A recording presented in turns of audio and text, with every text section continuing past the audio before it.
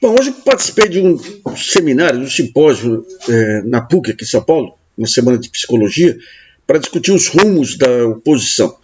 Participaram da mesa o Plínio de Arruda Sampaio Filho, o Plininho, filho do saudoso Plínio, o André Sinja e eu.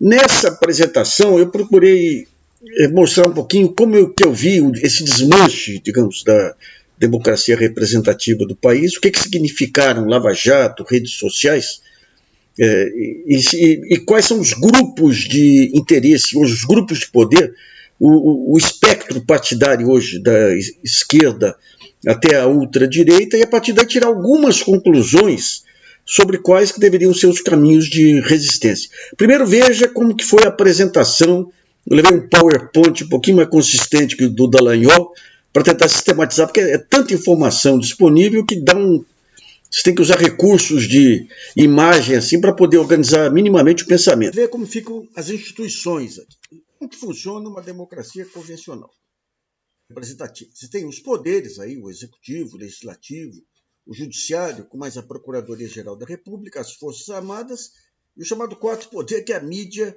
e mercado. A mídia e mercado se manifesta através da opinião pública.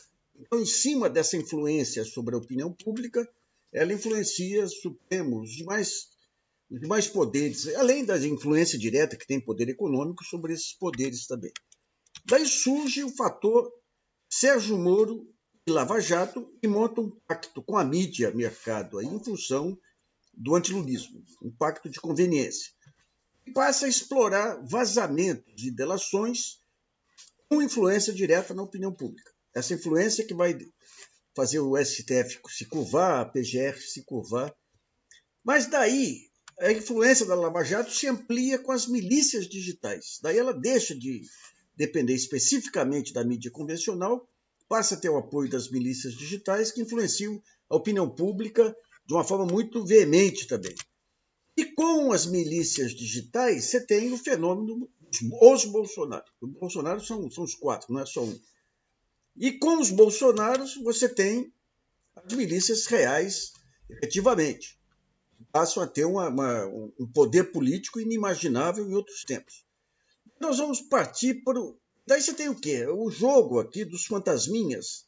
São aqueles fantasmas do sótão aí, como se dizia, que vão ser utilizados numa guerra mais adiante entre todos esses poderes. Você tem lá o Supremo, os 4 ministros que são pressionados aí por ataques, o Congresso Nacional com os políticos marcados pela Lava Jato, o Sérgio Moro e a Lava Jato com a indústria da delação premiada, e o mais vulnerável de todos, que são os Bolsonaros com as suas ligações com as milícias reais.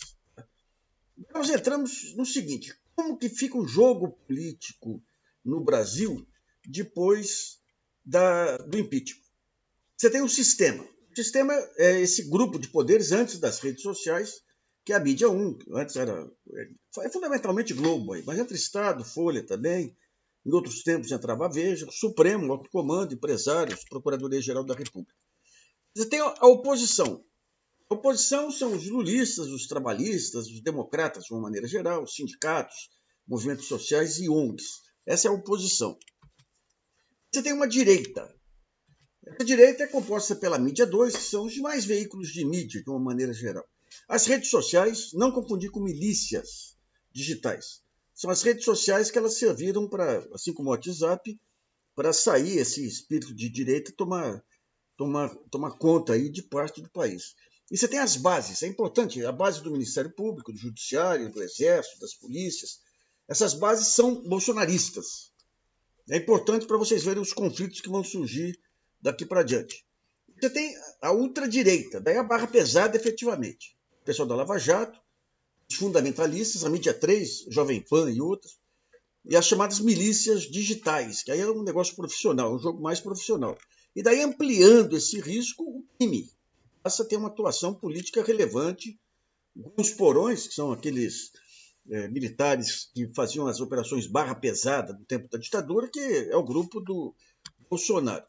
E as milícias do Rio de Janeiro, que passam a ter um controle de território e passam a eleger seus políticos.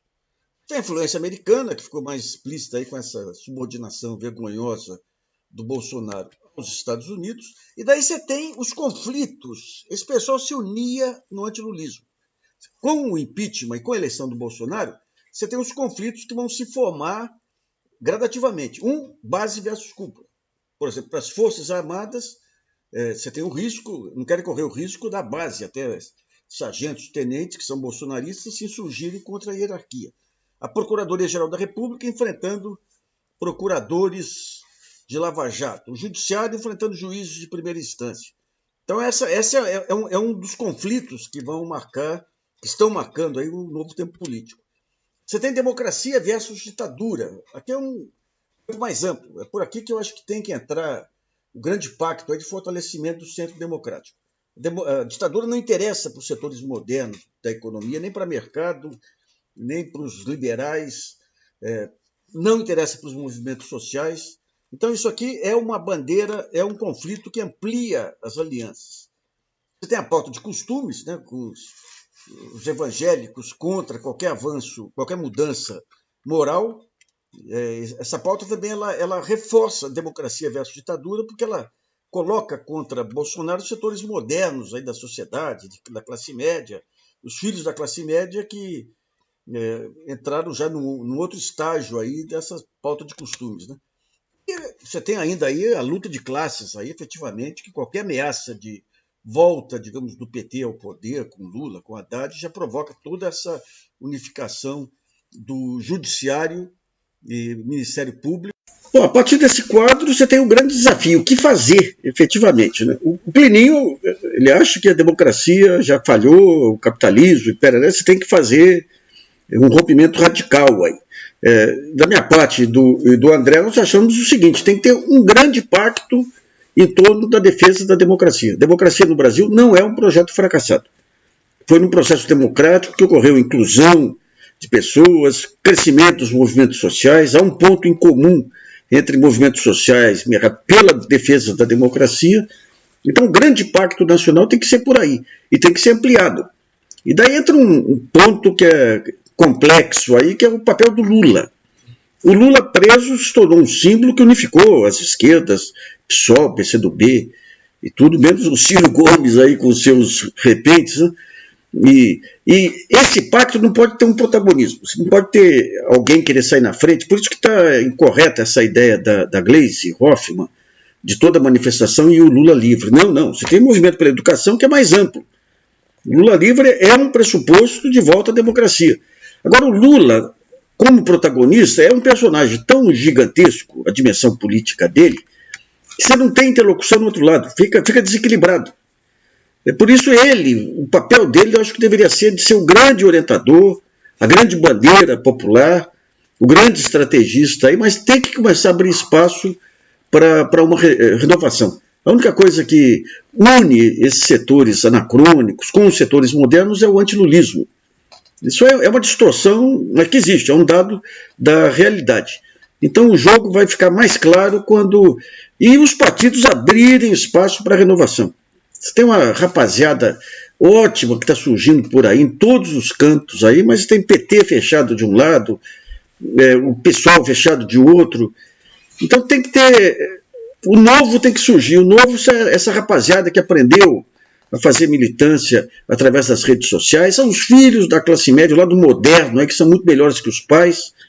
Então é um pacto que não pode ter protagonismo e tem que ter como grande bandeira a discussão da democracia, a volta da democracia. Depois, dentro de um processo eleitoral comum, sem essa maluquice de bolsonarismo, desses fundamentalistas, vai se discutir novamente, de uma forma democrática, o modelo econômico.